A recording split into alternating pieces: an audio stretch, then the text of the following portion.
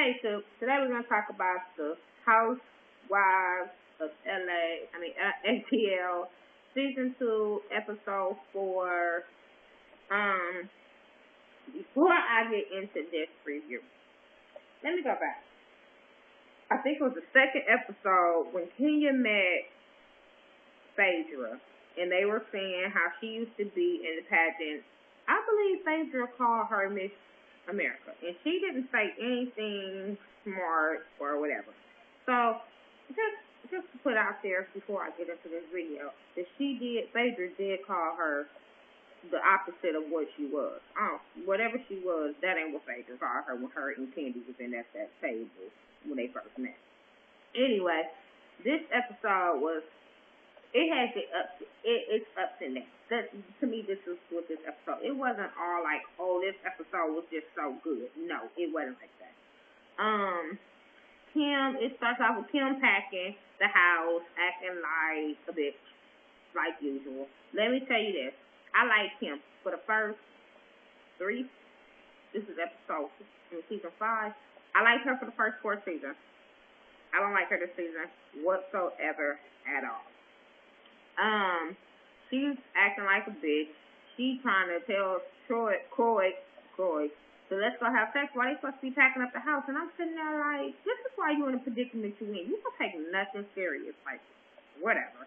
And Candy, she at her new house, and she unpacking and talking to her mom, and they was talking about how her mom was, she showed her the house or whatever, but I guess her mom thought it was going to be for all of them. But Candy like, you can't start no new relationship off with your mom and living in the house too, which I can understand, especially when you really trying to make this work and you trying to see where it go. I can understand it. So that was cool. Then Candy started telling her mom about what Kim said about her house, and she was telling her about Kim's situation, and her mom was like, I thought she bought the house. She was like, no.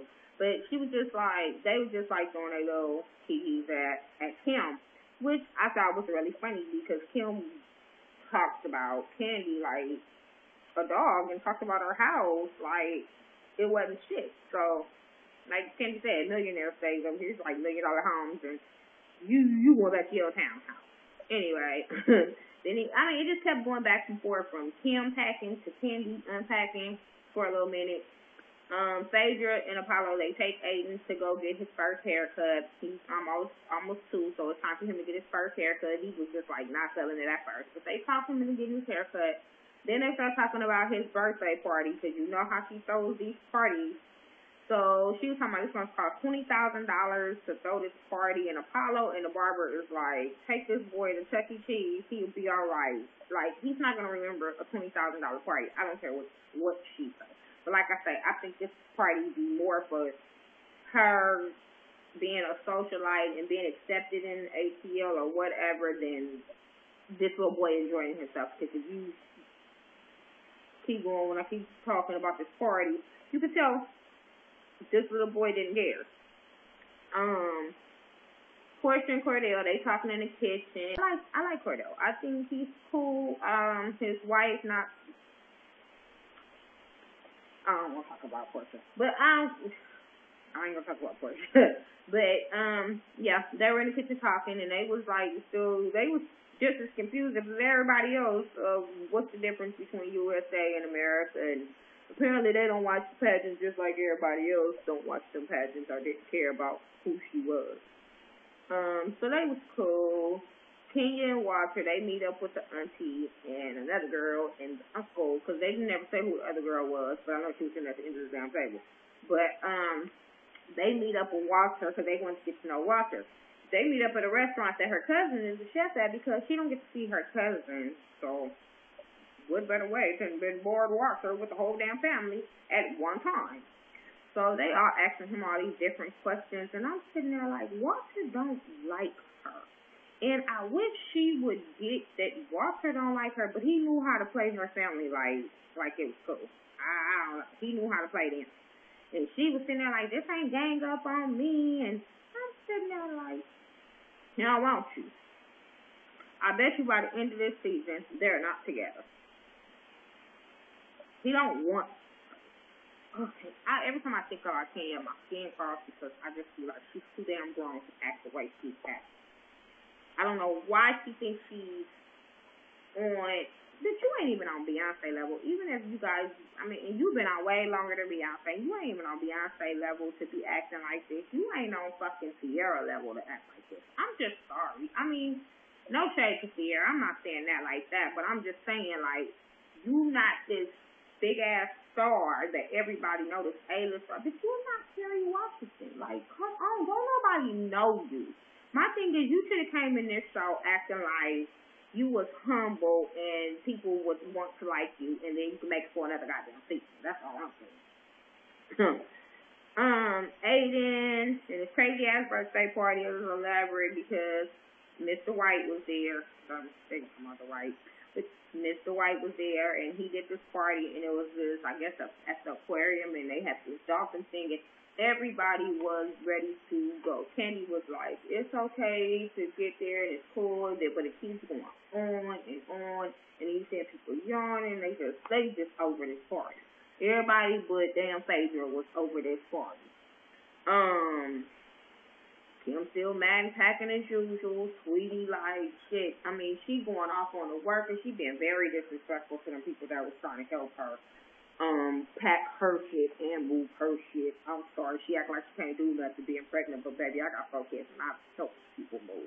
So don't act like you can't pick up a damn pillow off the bed or a pillow off of something, couch or something. But that's just her.